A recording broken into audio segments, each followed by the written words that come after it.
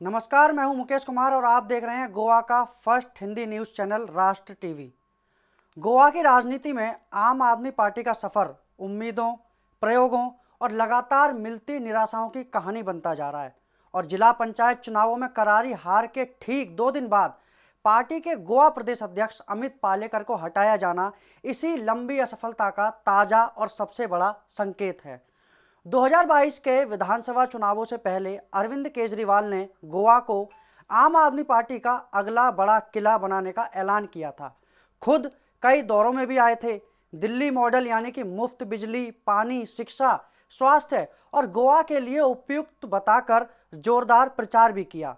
पंजाब की जीत को उदाहरण बनाया गया और ये दावा किया गया कि कांग्रेस और बीजेपी से उबे गोवा के मतदाता आपको विकल्प के रूप में स्वीकार करेंगे। लेकिन जमीनी सच्चाई इससे उलट रही।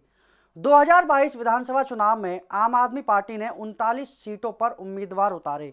बड़े पैमाने पर प्रचार भी किया गया, संसाधन झोंके गए, फिर भी केवल 2 सीटें जीत सकी और कुल वोट शेयर लगभग 6 से 7% के आसपास सिमट गया, जो उस आक्रामक दावे के मुकाबले बहुत कमजोर था जो चुनाव प्रचार के दौरान अरविंद केजरीवाल ने किया था। इसके बाद आता है 2024 के लोकसभा चुनाव में भी आम आदमी पार्टी कोई प्रभाव नहीं छोड़ पाती है। दोनों सीटों पर पार्टी ना तो जीत के करीब पहुंची और ना ही ऐसा वोट शेयर बना कि जिससे भविष्य की मजबूती के संकेत माने जाएं।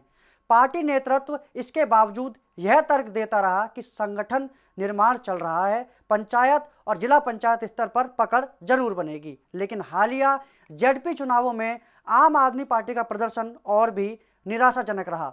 ज़्यादातर जगहों पर उम्मीदवार दूसरे तीसरे स्थान पर भी नहीं टिक पाए।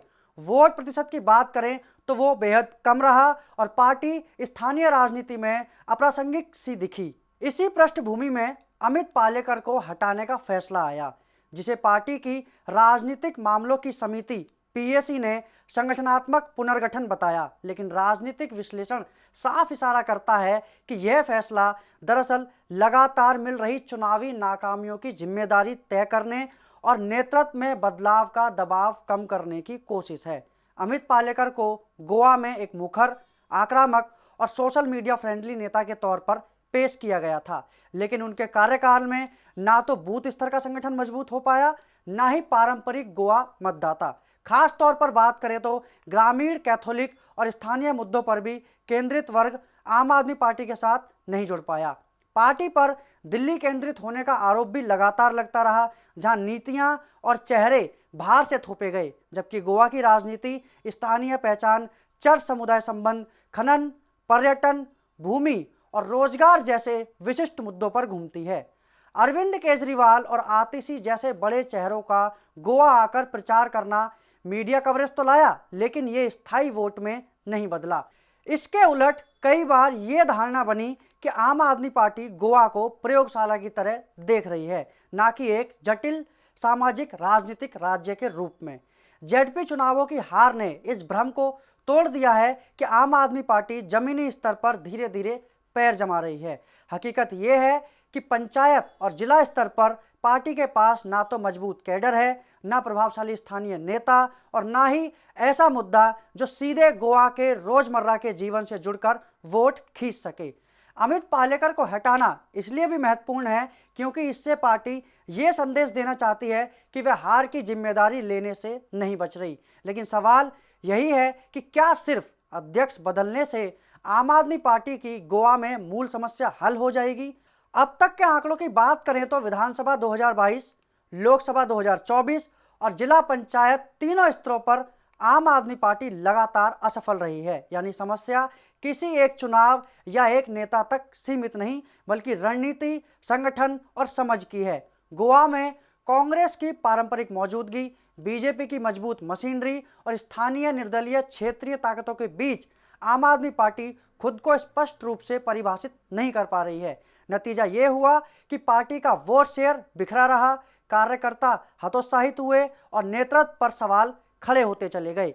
पीएसी द्वारा अमित पालेकर को हटाने का फैसला इसलिए केवल एक व्यक्ति को हटाने का निर्णय नहीं, बल्कि आम आदमी पार्टी की गोवा रणनीति की विफलता की एक मौन स्वीकृति है। एक ऐसा कदम जो ये दिखाता है कि बड़े नेता भेजने, बड़े दावे करने और दिल्ली मॉडल दोहराने से गोवा जैसे राज्य में राजनीतिक जड़ें नहीं जमती, क्योंकि दिल्ली की राजनीति और गोवा की राजनीति में जमीन आसमान का फर्क है। और जब तक इस बात को आम आदमी पार्टी गोवा के धरातल पर उतरकर इस बात को नहीं समझती तो ये उनके लिए बहुत ज़्यादा मुश्किल है। आगे आपके सामने चुनौती ये है कि वह क्या सच में स्थानीय नेतृत्व, स्थानीय मुद्दों और लंबी संगठनात्मक मेहनत पर निवेश करेगी, या फिर गोवा भी उन राज्यों की सूची में शामिल हो जाएगा जहां पार्टी ने बड़े दावे तो किए लेकिन स्थायी राजनीतिक आधार नहीं बना सकी। इस पूरे मामले पर आपको क्या लगता है, कमेंट बॉक्स में जरूर बताइए। अभी के लिए फिलहाल हमारी इस पेशकश में इतना ही। नमस्कार।